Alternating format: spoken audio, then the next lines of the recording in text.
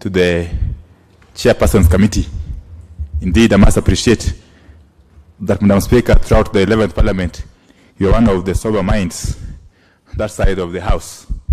So I wish you all the best in your new role. Madam Speaker, I've just come in and I've found this debate going on, and I found it a very appropriate debate, bearing in mind, Madam Speaker, that the extension of the mandate or the jurisdiction of the East African Court of Justice is not something that happens in isolation.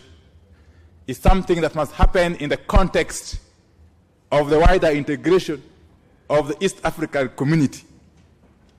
Madam Speaker, as I say this, I note with a lot of sadness the happenings in our own country, which go a long way to undermining the spirit of East African integration. Madam Speaker. Madam Speaker, this morning, none other than the former Vice President of the Republic of Kenya, who is also a former Foreign Affairs Minister, under whose docket then this integration process started, was essentially mistreated, and attempts were made to block his travel to a member state of the East African community. Madam Speaker, this morning, the Honorable Kalonzo Musyoka was scheduled to travel to Uganda on official duty as a chancellor of a very serious university in Uganda. And whenever he goes out, Madam Speaker, you know, Kalonzo Musyoka is an ambassador at large for the country. And the manner in which officers acting at the behest of mandarins in State House treated him goes a long way in undermining the spirit of East African integration. Madam Speaker, there is no law which dictates that a deputy presidential candidate of a leading movement such as the NASA movement should seek permission from State House while traveling out of the country. Madam Speaker, that new member needs to give me a break. He needs to learn how to listen before he interrupts. Madam Speaker, the action that was taken today by officers of the Migration Department, indicating that whenever the Right Honorable Raila Odinga and Kalonzo Musyoka are to travel out of the country, they need to seek clearance from State House, go a long way in undermining the spirit of East African integration, and also point to a very serious issue in this country. Madam Speaker, such actions can only happen under state of emergency. Madam Speaker, we are not aware of any state of emergency having been declared in this country. Point of order, Madam Speaker. Is it in order for the honourable member to mislead this House by saying that Kalonzo Musyoka was prevented from traveling to Uganda? Can you prove and substantiate to this House today and now? Thank you.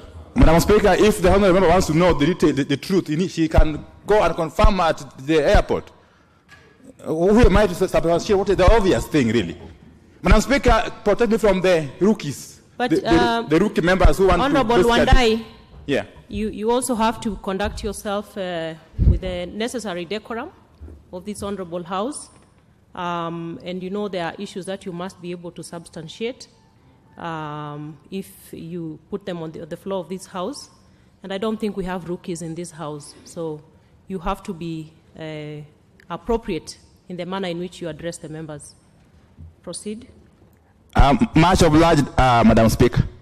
Madam Speaker, what I was trying to put across is that the country seems to be in a state of panic, or the temporary leadership of the country seems to be in some state of anxiety that is difficult to explain. Madam Speaker, the only time that actions that seem to have been taken against the Honorable Kalonzo Musyoka today at the airport can happen is only when there is a state of emergency. Madam Speaker, and a state of emergency is only declared with one purpose. When you declare a state of emergency in a country, it means you want to do certain unconstitutional things. Madam Speaker, I am very much aware that there is desperation. on the part of those who happen to be temporarily leading this country at the moment to find mechanisms and systems to ensure that power does not slip through their fingers. But, Madam Speaker, there are things you can do with a view to retaining power. But there are other things that if you start doing, then you undermine the spirit of nationhood. You essentially create an impression that this country is no longer governed by the rule of law, is a country which has gone the banana way. Madam Speaker, this House must resist. This House must support the Kenyan public in resisting attempts to reverse or to claw back the gains that this country made under a lot of frustrations and struggles. Madam Speaker, this House cannot sit back and watch as democracy is undermined. As we sit here debating the expansion of the jurisdiction of the mandate of the East African Court of Justice, you cannot be doing it while on the other hand the executive is creating a situation which goes contrary to what we are trying to advocate for through this legislation or through this motion. Madam Speaker, this country has come a long way. Madam Speaker, you will recall that in 1981, those of us who are of age then, in 1981, in this very House, one afternoon, a motion or amendment bill, a bill to amend the Constitution was brought before this House. And the bill went through stages, the 3 stages, the first reading, second reading, and the third reading. That bill's intention was to change the country's constitution, making the country turn away from being a de facto one-party state to a de jure one-party state. Madam Speaker, in this very House, that bill was passed in a record one day. We have seen attempts as late as today to reenact the history, to take us back to that very dark time, Madam Speaker, where laws are amended, where laws are made purposefully to serve the interests of a small ruling clique. Madam Speaker, those who participated in that amendment that evening, that afternoon in this House, in the fullness of time ended up becoming its victims.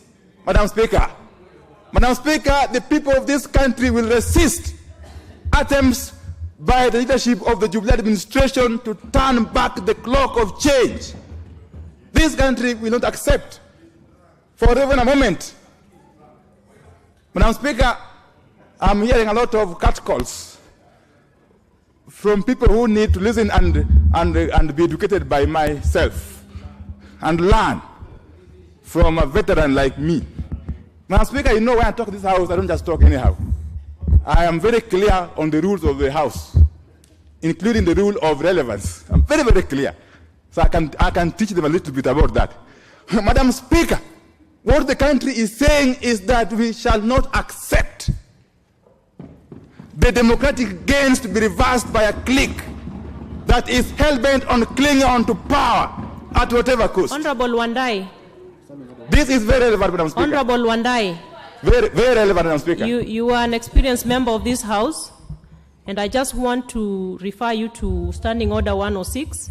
You need to confine yourself to the matter before the House, to be relevant in the matter that you're speaking to. And you only have 1 minute to go, Honorable Madam Wandai. Speaker, you cannot talk about the East African Court of Justice without talking about the injustices happening in the country. You know, it is common sense. You cannot perpetuate injustice in this country and talk about justice in East African community. It's not possible. And therefore we must sound out a caution to those who want to reverse the history that this country will resist. And beginning this week, the resistance has begun. Madam Speaker, the resistance has begun. And if you are doubting our resolve to resist you, then you are in for a rude shock. Madam Speaker, thank you. Yes. The Speaker, thank you very much. The Speaker, I want from to thank you for giving me this opportunity to speak, but more critically, to congratulate you for your election as Deputy Speaker.